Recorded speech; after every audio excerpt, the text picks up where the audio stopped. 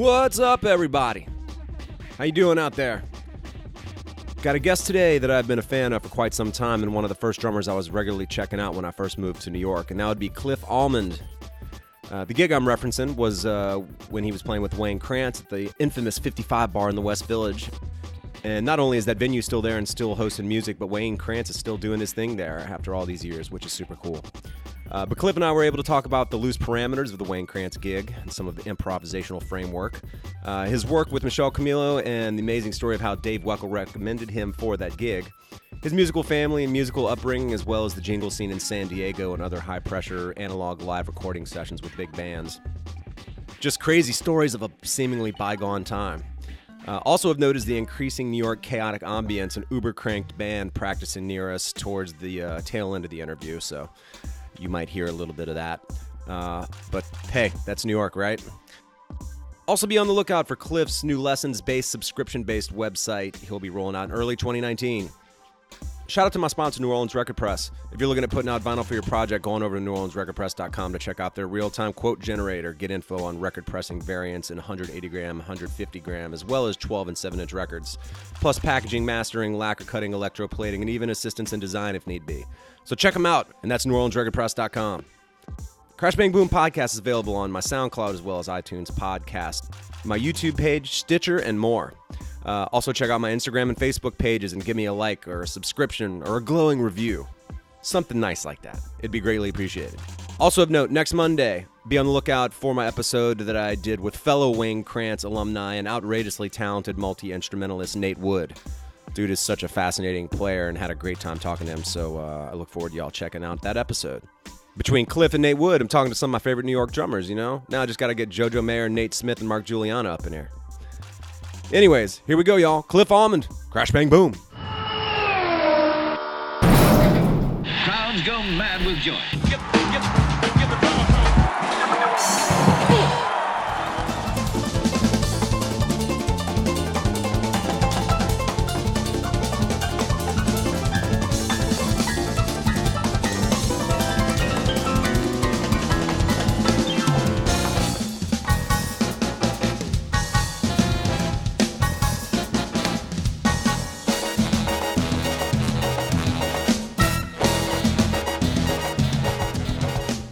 All right, Cliff Almond, what's happening, man? It's been a minute since I've seen you, and it's been a minute to try to catch up with you, but here we are. It's cold, it's New York, there's all kinds of madness going on, but here we are. How you doing, man? I'm good, man. I'm getting over this flu, and I'm hoping we can get through this without me, coughing your ears off, so bear with me. Right on, man. Well, I know you're a busy guy. I thought it was interesting. You were just saying that you take a break, every year, a certain allotted amount of time to just kind of come in and shed and do that, so I guess I was fortunate to catch you in that little break. But leading up to said break, what were some of the projects that you had been doing? I know you've been playing with Wayne Krantz and did some recording, so tell me a little bit about the last few months of what's been going on. Well, the last few months have been sort of an evolution of, or a culmination of a lot of the stuff I've done over the last few years. I mean, usually when I'm in town, I play a lot with Wayne on still like the Thursdays at 55 that a lot of different drummers do. And, I have sort of the roster of clients that I've gone out with over the years. A lot of things just through the sort of osmosis of music. I was going to Japan a lot and playing with pop acts and doing all that.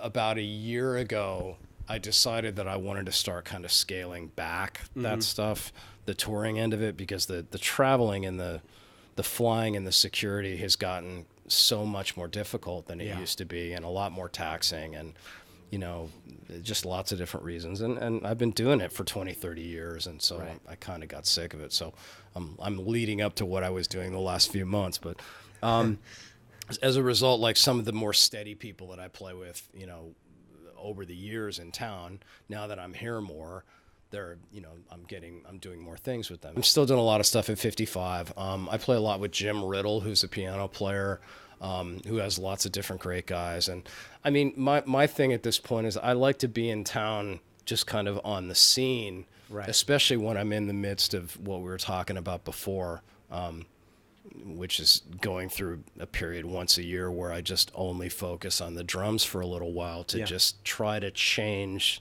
something. Yeah. Because I don't know if you're like this, but I just get so sick of hearing the same thing out of myself. Yeah. Especially if I'm playing with similar people that I've Exactly. known for quite a few years.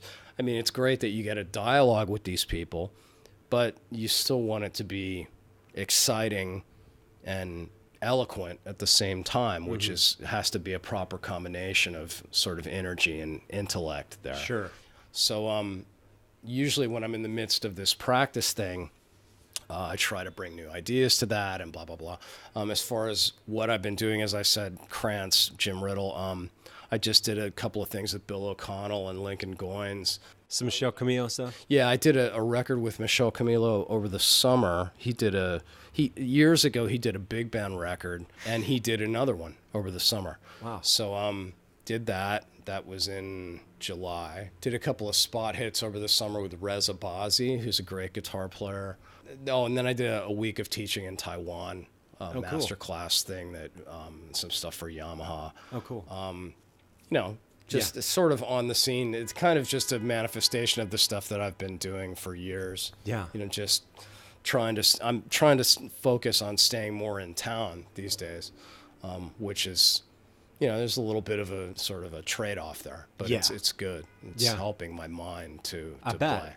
You mentioned Japan, and I've noticed that obviously you've been through there throughout the years, as you mentioned. But what is it about the Japanese audiences, and even beyond that? Like, are record sales a thing there? Like, are physical copies being sold? Is there sort of a record industry, quote unquote, there, or is it more live? The whole thing all over the world that I'm seeing is the same revolution we're seeing here, right? Which is essentially that most artists' sales are being cut way down. Most of them have been cut at least in half. Right. The Japan thing for me is just something that just kind of happened. I ended up years ago getting recommended actually by Anthony Jackson to a pianist over there, a great pianist whose husband is Ryuichi Sakamoto. Her name is Akiko Yano, and we toured for years together, and through her I met a lot of different Japanese musicians. Right. And there was a band over there that I was a huge fan of that was a bunch of sort of young kids from Kyoto at that time. And just by accident, I ended up on a session with the singer from that band with her, because she was a fan too. And so they started calling me to record and tour. So that's how I've ended up in Japan a lot, mostly because of them or through some other artist or whatever. Yeah. That's sort of my background on Japan. Okay. As far as like how things are going there, it's the same. Yeah. It's a tough time because a lot of the stuff that we used to do when I was growing up as a musician that sort of paid the bills, and allowed us to go out at night and play what we wanted to play, a lot of that stuff is gone. Right. I mean, I'm from San Diego, from California, and there was a decent session scene there when I was growing up. I guess people from LA who wanted to save money or for whatever reason, it's just a vibrant studio scene at that time. And this is like mid 80s, maybe something like that. And so I ended up growing up in the studio playing a lot of jingles and on some films and things like that. And that's what people did, like there was all the club work in town. You could play for a week at a club and then just go to another club. Right. That would be like your night gig. Wow. And then if you got to the upper echelon of players in whatever town, you could do sessions and record and make a decent living. And that's pretty much all gone now. Right. Like, I don't know if everywhere it's all gone, but there's certainly not half as much jingle work because everybody can do it at home and they can fix it. But you'd be on full orchestra dates. Wow. To tape. This is all pre-Pro Tools, and they would Simpty stripe the tape so you could lock it to the film, and it was a whole different world. And I feel kind of bad now that like the generation, people who are in their like 20s and 30s now are never going to get to experience a lot of that stuff, which is sad. Yeah. But it's also a skill that they're not going to be able to develop because there was no fixing anything. I mean, you had to like really, and you got a full orchestra there and the click comes on and you're sight reading and, that level of intensity is not so common I mean, it's in other ways it's around, of course, but That that sounds particular thing pretty is- intense. Yeah, and then you got a producer and they're freaking out if you make a mistake, all that kind of stuff. Oh my God. We mentioned Wayne Krantz a little bit earlier. The first time I saw you live, I think it was probably about 11 or 12 years ago. I've been in New York now just a little over 13. So it was, around 06, 07, I would say. And Anthony Jackson, I believe, was playing bass on that gig. So it was just the trio of you, Wayne, Anthony, and it was awesome. And I remember talking to you a little bit after the gig, and I was just like, man, like where'd you come from and who'd you study with? And you were like, man, I'm from the West Coast. And I think you said that you had studied with Peter Erskine. Did I make that up? Yeah, no. I did. I took one lesson with Peter. The way my sort of career has ended up is sort of, I've almost had like two versions of things. Right. I got Michel Camilo's gig when I was about 20 years old. Which is crazy. And yeah, I just a lucky set of circumstances the way that worked out. But the day before I moved to New York, and this is in 1989 or 90. Wow. The day before I moved, I took a lesson with Peter. Really? Like the big thing in California for us as drummers was like, you can get a lesson with Peter Erskine. You just gotta. I think he was charging like $100 or something. Wow. For at that time was a significant amount of money. Definitely. So I was like saving my money and just right before about a month before I took this lesson with Peter, I had flown here and auditioned through, this is a long story that I won't go into, but Weckl had recommended me. I flew here and auditioned and was told, okay, we're going to start touring. You got to move to New York, blah, blah, blah. Yeah. My brother was already living in New York and was cool. going to Juilliard. He's a violinist. Wow. So I just moved in with him. But the day before I left, I went and I studied with Peter. And Peter, just gave me whatever advice he could. And he said, New York's not LA and it's not California or drum sets everywhere. It's just a different scene. Yeah. It's going to take you a while to get in, even if you have a gig. So, you'll do fine. Don't worry about it. And That's good. I won't go into the content specifically of the lesson, but you could just tell that like serious father figure vibe. Right. Like this is a guy that's been around and knows, obviously outside of his playing, he just knows how things work. And another person who was a big influence for me like that was Steve Houghton. Okay. Steve Houghton, I think, is now head of Indiana, I believe. Steve is like one of the biggest figures for me as a drummer. I just ended up studying with him, and one of the best big band drummers I've ever heard in my life. Really? Because that is a serious skill set. Oh man, I mean, it's just an all-around great mallet player. He's one of these guys that was in the jingle scene and film scene in LA when you had to play everything. Right. You had to play every instrument. You couldn't just play drum set. Wow. And was teaching at PIT when I went there, and I met him when I was 12. Long story. Anyway, what I'm getting at with the New York thing, I moved to New York, and I started doing Michel's gig, and just through a series of circumstances, looking back, I think I was a little too young to know what I was up against, right? Like I was immediately thrust into this adult world of touring and playing these gigs. And, here's Dave on the side of the stage and Dennis on the side of the stage. Oh, my God. Yeah, it was, nerve-wracking to say the least, but I hadn't really had time to develop my own thing or my own sound or anything like that. And I got thrust into it so early, and then things started happening. I started getting calls for other things. And then I met a girl in California in my hometown that I liked, and stupidly decided to move back to California and work out of San Diego because people were willing to fly me, which was great, right? But it just wasn't a smart move. And everyone told me it wasn't a smart move. Really? They said, don't leave New York no matter what you do because you're going to miss all kinds of stuff. I said, okay, right. And I went back, of course, moved in with her. 2 years later, that was done. Right. But I kept working out of there. And I ended up playing after that with this group, Manhattan Transfer, who was like a vocal group. They were on tour all the time. And then I started playing with this Japanese artist and Anthony a lot. And everything was being done out of San Diego. Okay. And when I hit about 35, or maybe 33 or 34, I went through a period where it's like, look, okay, I've done this now. I've done all the touring. I've played on a zillion films, jingles, records, whatever. You know, I'm playing with Anthony Jackson, who's the second coming of Christ. He's incredible. You know, and I've played with a lot of all this great stuff had happened by the time I was 35, and I was really happy about it, but I was a little burnt. Yeah, I bet. At the same time. You know, I didn't expect it to happen that fast, and I didn't really know if I wanted to keep doing it, to be honest with you. And I didn't dig what I was sounding like either. I was, you know, playing with this Manhattan Transfer group. It was a good gig to have financially and everything, but there was no challenge in it. And your hands just, if you don't keep it up, you know, my hands were just gone. And I was basically just checking in and checking out. Right. And I didn't feel... I really was thinking twice if I wanted to keep doing this. So I stayed in San Diego. I have a house there, and I sat in my house, and the house has a studio, and I'd mess around in the studio and whatever, and kind of goofed off. I was still playing with Michel occasionally, and Michel had a big band gig in New York one time. Flew to New York, did this gig, and at the gig was Horacio Hernandez.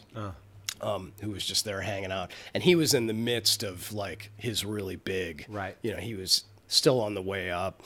And after an evening of, you know, the gig and drinking way too much with him, and Dennis Chambers showed up, I ended up, like, by the end of that night with, like, 3 really amazing drummers. Oh, boy. Robbie Gonzalez, Dennis, and Negro.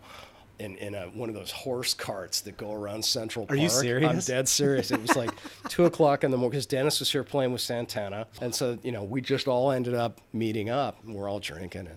And what I'm getting at is that after about an hour or two, Negro, in his sweet way, basically said, like, man, what the hell are you doing sitting out there in San Diego? What are you doing? Yeah. He said, you need to be here. And he said it in, you know, you need to be here, motherfucker, you know, that kind of thing. And, you know, your talent and your blah, blah, blah, and you're sitting on your surfing board out there, he said. You're right. I'll never forget this. Your surfing board. Within a couple of years of that, I moved back. Wow. And that's when I started doing the Krantz gig. Wow. And that's right around the time you saw me. I think I moved back in 2005 or maybe 2004. Yeah, I came to New York in 2005. I know it was within a year and a half or 2 years or so of going to see that. But yeah, it was ripping. It was so awesome seeing you, who I walked in knowing nothing about, and seeing that. And it's such an intimate vibe at the 55 Bar, which is why I love it, you know? Well, that was another thing, too, is that when I would come to New York, I would go, I mean, Wayne and I had been in contact since I was like 20-some years old, but we just never played together. Wow. And because I knew Zach and, you know, Zach Danziger. Yeah, we were all like, you know, same age essentially, and Zach had done Michel's gig and, you know, that kind of thing. But when I came back, Anthony happened to be playing with Wayne, and Anthony, bless his heart, has put me in so many great situations, mentioned my name to Wayne. Right. And we played, you know, once or twice, and Wayne, you know, said you want to do a couple of gigs at the bar, and then that started happening. I mean, if I didn't have my previous period before that, there's probably no way I would have ever gotten in on that gig. Yeah. So that's what I mean by I sort of had 2 things, because like once that started and I came back, then all this other stuff started kicking back in. But I did take sort of a hiatus there in the middle, because and still now, I mean, it's just, it's a hard life to have. It's great to be able to play, but the stuff that surrounds it is really difficult. You're touring with people are showing up to see you play. You don't want to be phoning it in, you know. No. You want to be there and you want to play the best you can. You know? And I just wasn't in that state of mind at that time. With the Michel Camilo gig, they say, you know, when you talk about as a drummer keeping time, they say, you know, part of keeping time is sort of the company that you keep. And when I think about timekeepers and just extreme command of the instrument, between Anthony and Michel, it's pretty crazy the presence that those guys have. So what was it like playing? I know you were young, but still, like, what was it? Was it not? It sounds like it was a little intimidating, but I guess what was it like playing with those guys and the vibe of those guys? Because they're so fluid and have such a presence and are such monsters on their instruments that, wow, I can't imagine being young and trying to wrap my head around that. Well, it was a few different things. I mean, when I first started doing it, Anthony wasn't doing it. Okay. Michel was on this more sort of a straight-ahead jazz thing. Gotcha. So he was doing his tunes that he had done previously with Anthony, but he had an upright player named Michael Bowie, who's still a great friend of mine now and one of the most amazing upright players, a DC guy, Baltimore.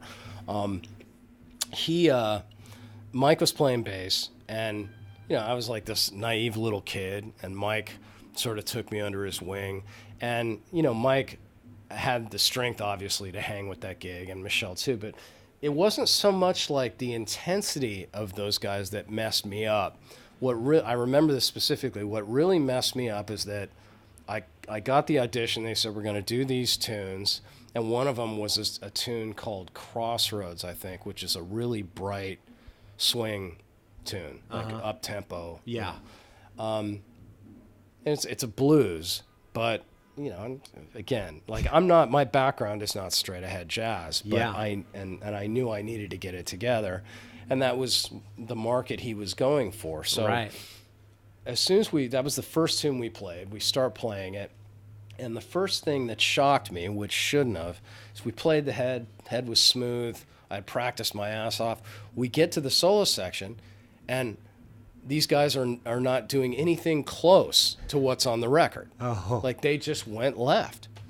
And I'm sitting there thinking, now I'm from a town where unpredictability musically is not exactly, it's like, here's your part, play it. Right. And, again, I was too young. It's like, well, it's jazz. Of course you're not supposed to play the same thing that's on the record. But, naive little kid. Yeah. So I just kind of went with it. And they said, oh, and he would throw these little tests at me sometimes. A couple of times he would play a phrase. It's kind of corny, but he would play some sort of, he might go da-da-da-da-da-da-da-da-da. Yeah. Salt peanuts. Right. If you don't go do-da-do, like to answer that, then like, oh, you're kind of an asshole. Right. Like just that throwing kind of that thing. shit at you. Yeah, right. Or like you didn't really know your shit. Exactly. If that was the case. Yeah. And he's right. Yeah. So there was a lot of that. That was more intimidating to me at first. Yeah. Not to mention the fact that, Joel had played the gig before me. Zach had done it a little while, and Dave had done it before them. Yeah. And, here I'm like this nerdy kind of surfer kid from San Diego who's coming in to try to play the gig. And I felt honored to do it, but of course I was nervous as hell, and we went right into it, and it was a great education. Obviously, musically, it opened my eyes to a lot of things, especially with Latin stuff. Latin being, he did everything from Brazilian. He did a couple of sambas, and he did a lot of clave-based stuff. So, and I'm still to this day no expert in clave. I love the music. I've been a huge fan of it, and I try to play it, but I would definitely not call myself a Cuban-ish drummer. Yeah. But that was the most intimidating part. By the time it got to Anthony, where Anthony was on the gig, that was about 3 years later, and it was ridiculous. It's breathtaking to play with him. Yeah. Especially at that time in his heyday, and his hands and the sound. They did a flamenco-ish kind of tune. They had these double lines that him and Michel would play. Yeah. A lot of the clapping stuff. And then there was one unison line that went like that, and at the end, and they would just nail this together. And the first time I watched them do it, I didn't even come in the next part. You're just because I was, and to them it was like, yeah. Wow. That was insane. Yeah. That was my first real taste of Anthony, and that's not even the groove stuff. I mean, yeah. The groove stuff is a whole other thing with him too. Right. But he had it all. Has it all. Yeah. It was crazy when I saw that Wayne gig as well, like I was saying, because I didn't really know much about Anthony either.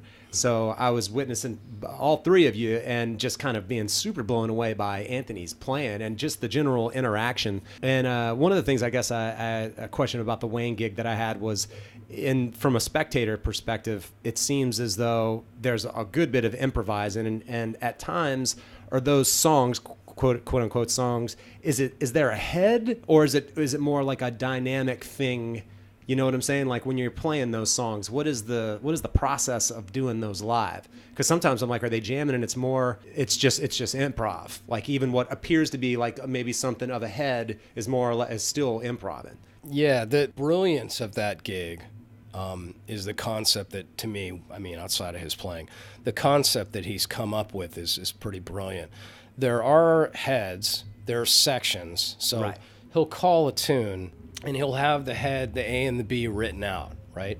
But that's just kind of an excuse to get to what we call the blowing. Right. Okay? The blowing is the improv you're talking about. Yeah. So he'll call something in a certain key. He'll say like, and we're going to start in D right here. Okay. And that's your tempo. 1, 2, 3, and you're in. Go. Right? And you're in D. So from the point that you start, you're always in 8-bar phrases. Okay. So what you're doing is playing in time with sort of a funkish or a backbeatish thing in 8-bar phrases, right?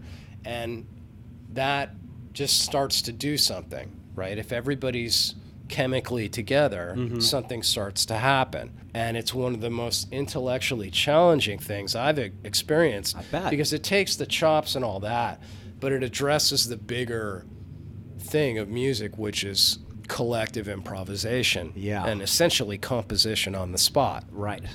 So the rules are 8-bar phrases, and then there are cues. These are the only 2 rules. Okay.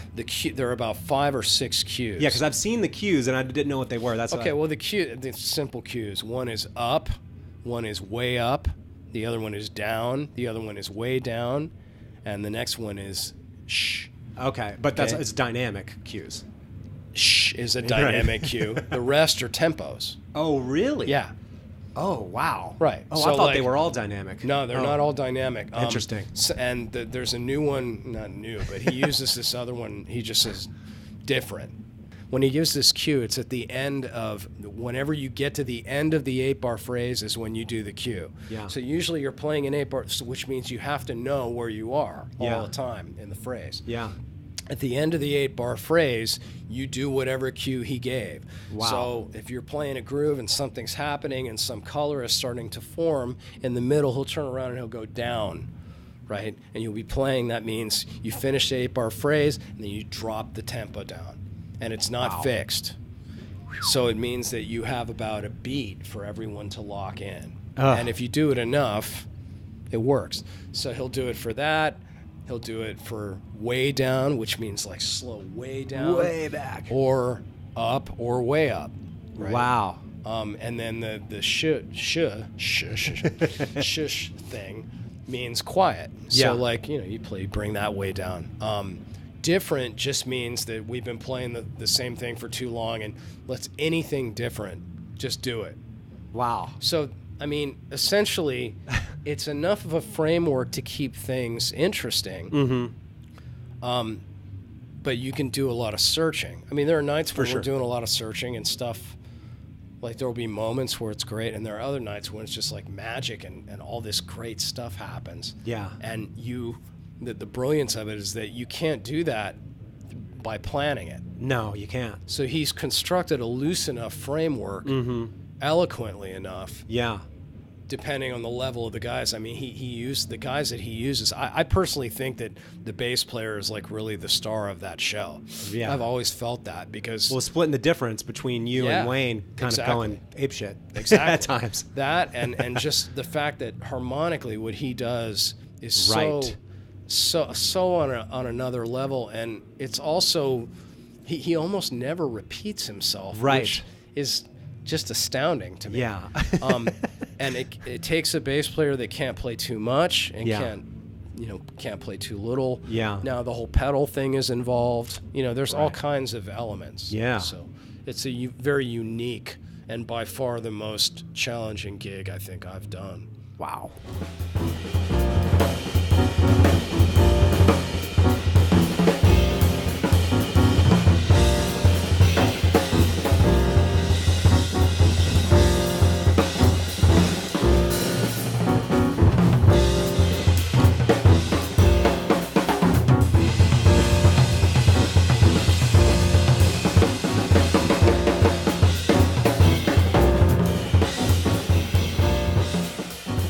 So you mentioned Weckl and early influences and stuff. I had actually forgotten that Zach Danziger had done the Michel gig as well. So that's both of you on that gig as well as with Wayne, which is interesting. I didn't quite make that connection until now.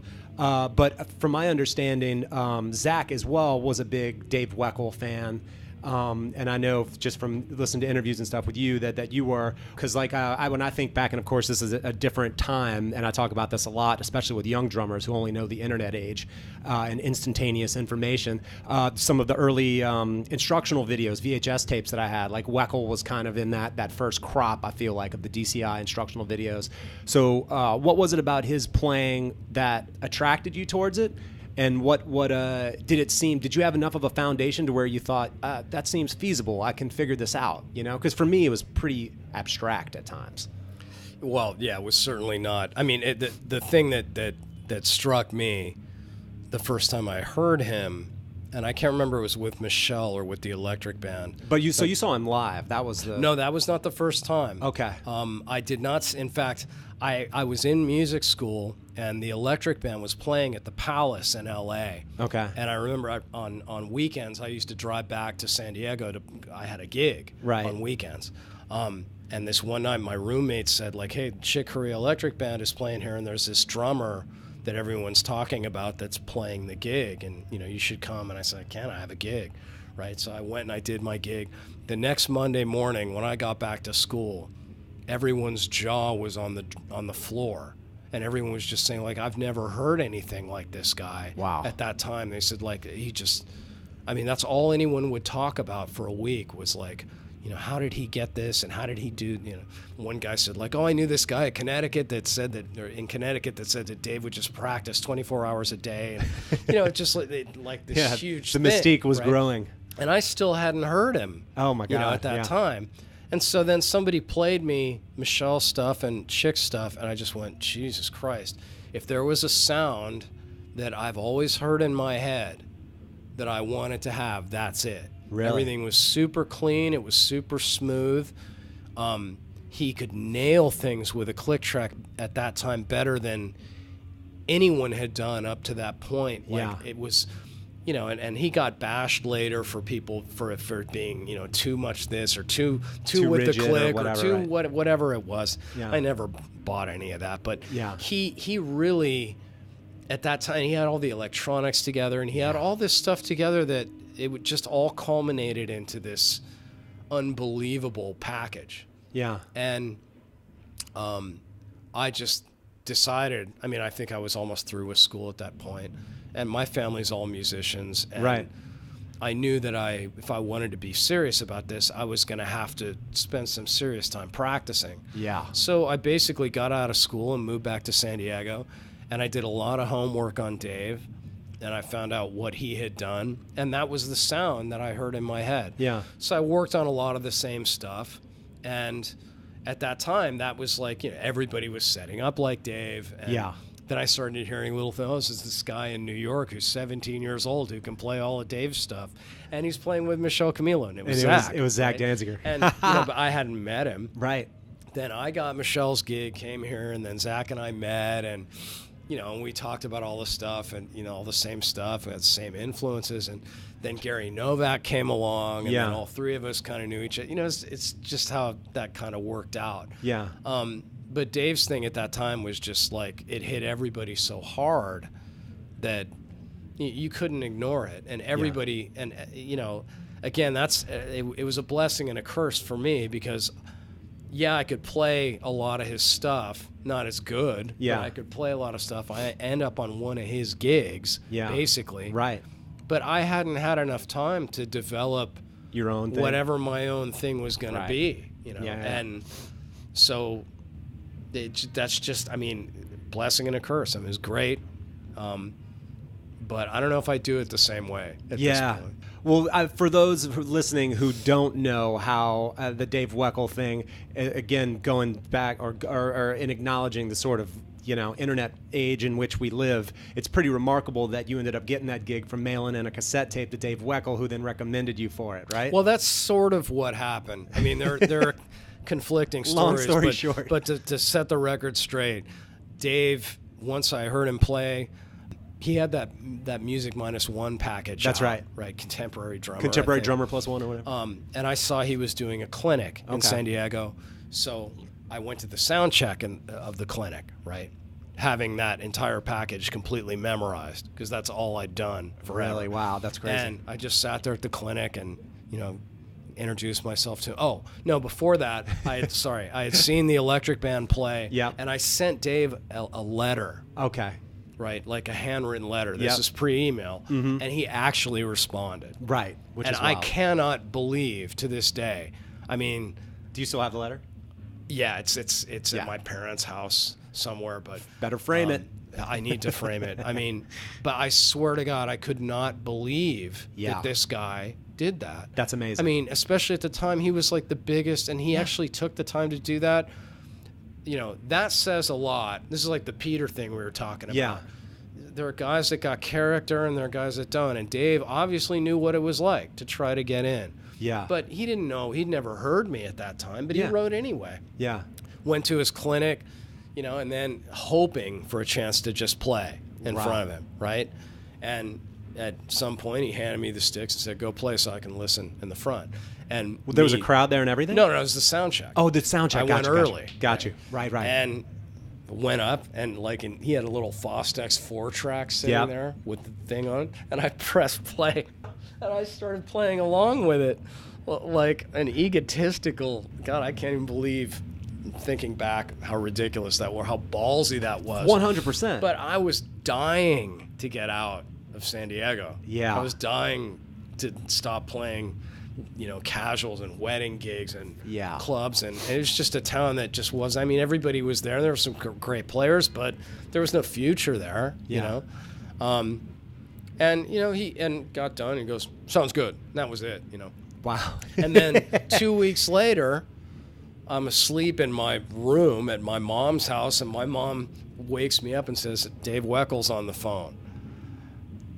Answer the phone. So I just recommended you to Michel Camilo. Whoa. It's like, "Are you kidding me?" He goes, "No." He said, "How's your swing?" And I said, "It's fine." What are you going to say? It sucks? Right. Right. I mean, So, Wow. the whole thing is just, it's an unbelievable set of things that just lined up. It's incredible.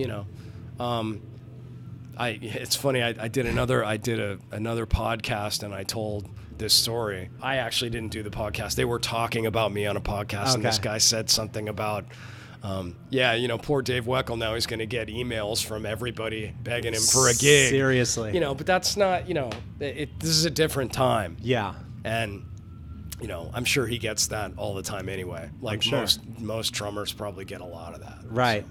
It's funny, man, when I think about Weckl and Steve Smith and some, those like kind of mid-late 80s kind of fusion-y guys that were putting out instructional videos and whatnot.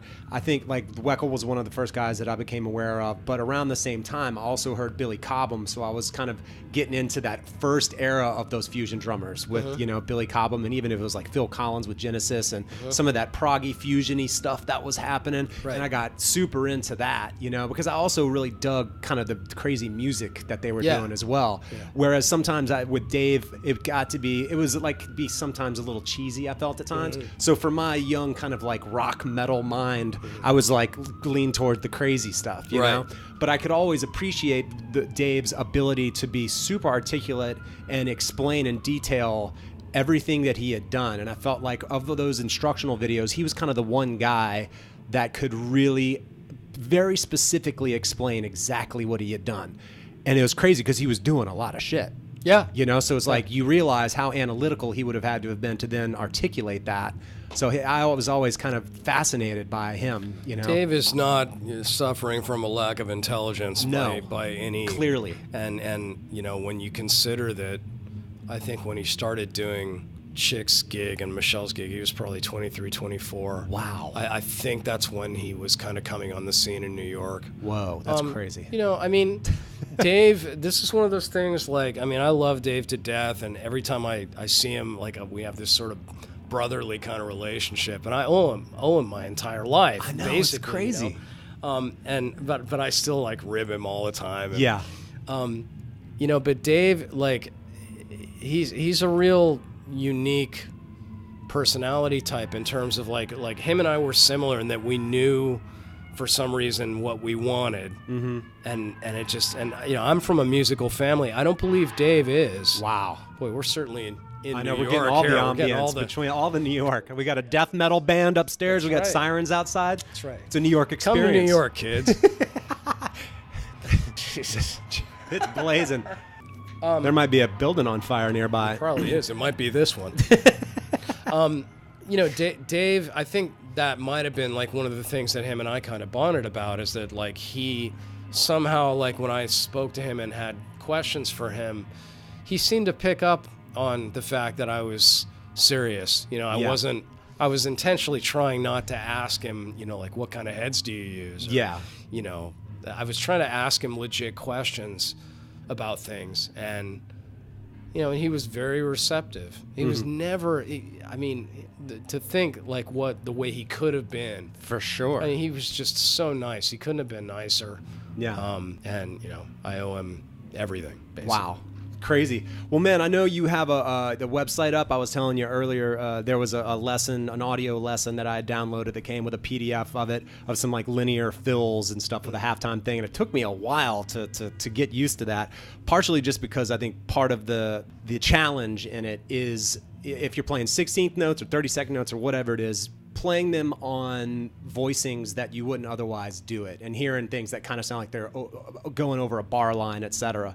So I want to thank you for kind of fucking my head up for quite a few months over that. And to this day, I still play that fill, which is hilarious. That's great, man. I mean, you know, it's funny because like I've done a lot of this just over the past 10 years or so. There was sort of the website teaching thing. Right. And I started off with that site that I basically emulated what Wayne was doing. It was a download, just audio thing. Yep. And then just the way things progressed, like you kind of had to do video. Yeah. So I ended up doing a video site, and I ended up with about 200-300 videos on that site of all kinds of stuff. Yeah. And I had a lot of members, and about 2-3 years ago, I lost my place to shoot in New York. And now going back and looking at the videos, I'm not nuts about the quality of the video and all that. And I didn't know much about it, and I was doing it all myself. Yeah. So I closed that to new members. And as we speak now, I'm actually putting together a package of courses that I'm going to put up on my site probably beginning of 2019. Nice. Culminating a lot of that stuff like what you're talking about, because I don't like things to be connected to my hands too much, right? Like I don't like to play from muscle memory, and I think that those of us that learn things strictly from muscle memory, you just sound, it's the same stuff regurgitated. For sure. So I've got a concept of courses that I'm going to put up that hopefully can get people away from that. Nice. I'm interested. Is that going to be cliffalmond.com? Yeah, it will be. And if it's not on that particular domain, it will be listed where you can get it. I mean, the other site, the video site that is up that I'm not taking new members on is cliffalmondlessons.com. Gotcha. You can see it. I've given away a few memberships to it. Yeah. I'm not really sure what I'm going to do with it. There's so much content up there. Right. I'm just not 100% happy with how it's all shot, and I'm not sure. But so many people liked it that a lot of people who had been members, I just let them continue to have access to it, and I didn't even charge them for it. That's cool. So, but we'll see what happens. But as for now, there's a whole new process about to go down. Awesome. So very cool. Well, man, Cliff, it was fun talking to you. Sirens, death metal bands, and everything else, chaos New York related aside. Thanks, man. Yeah, nice to talk to you too. Yeah, man. And I'll be definitely looking for the new website. And I guess you just update things via Facebook or social media, or whatever, once you get stuff launched. I'm on Facebook and Instagram and all that. But I mean, my site, myname.com is kind of the center of any information that anyone would need. Right on. Well, Cliff, it was fun talking to you, man. Nice to talk to you too. All right, everybody. Thanks to Cliff for hanging and rapping. It was a long time coming for me to speak to someone that I've looked up to for so long. And stay posted for his lessons subscription-based website rolling out in early 2019. We'll catch you on the next one. Crash, bang, boom.